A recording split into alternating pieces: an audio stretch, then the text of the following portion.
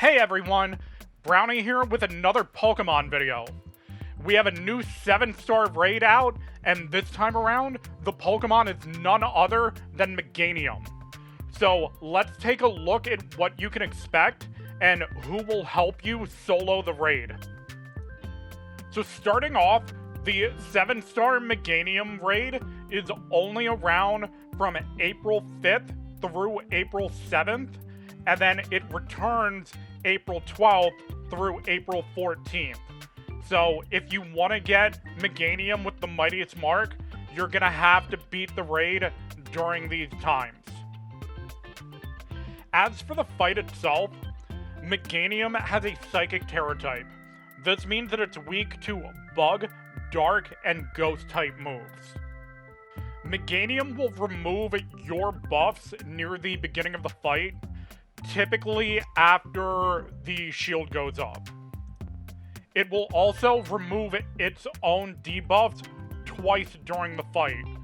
The first time is around the middle, and then the second time will be around the tail end of the fight.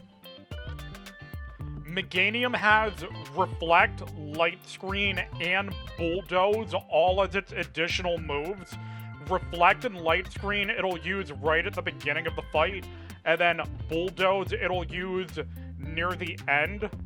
But realistically, all three of these are kind of pointless, because by the time you're done prepping yourself in the beginning of the fight, Reflect and Light Screen are both going to be done by that point, and Bulldoze barely does any damage, and the worst thing you get from it is having your speed lowered, and because Meganium has Curse, its speed is probably going to be lower than yours anyway.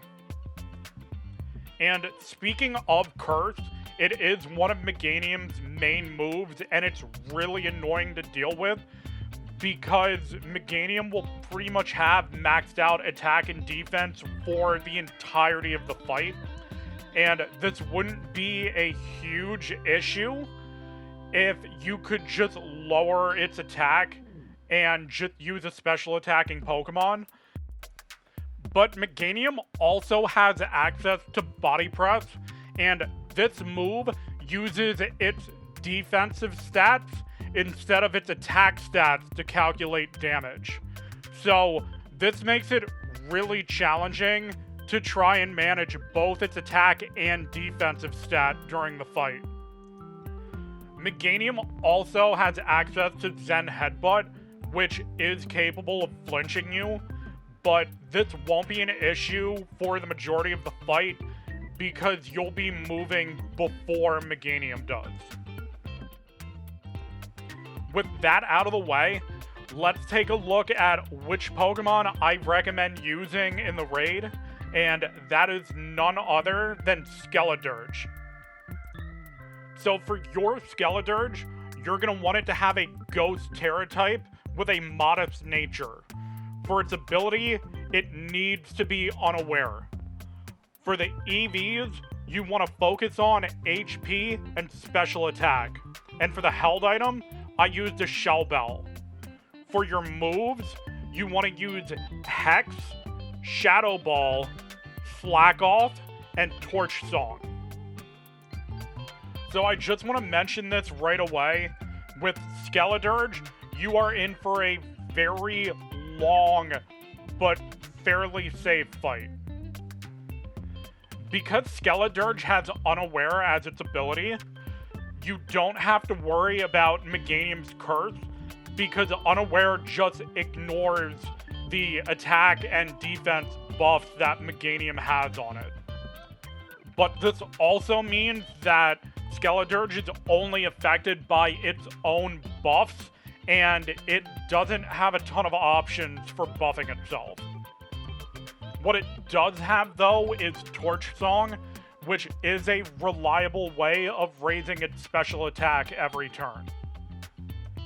As for the fight itself, you want to start off by using Shadow Ball until Meganium raises its shield and removes your buffs. At this point, you want to go into your cheers and you want to use Hang Tough. This is because when your buffs get removed, your ability also gets removed, and you're not going to have Unaware to protect you from the big damage, so Hang Tough is just going to help out and make sure you survive whatever is coming your way. At this point, we're at what I consider the most annoying part of this fight. We're going to be spending the next multiple turns using Torch Song and Slack Off. Your goal here is to fully max out Skeledirge's special attack while using Slack Off to keep you healthy. Once you have used Torch Song 6 times, now you can Terra into your Ghost typing and start using Shadow Ball.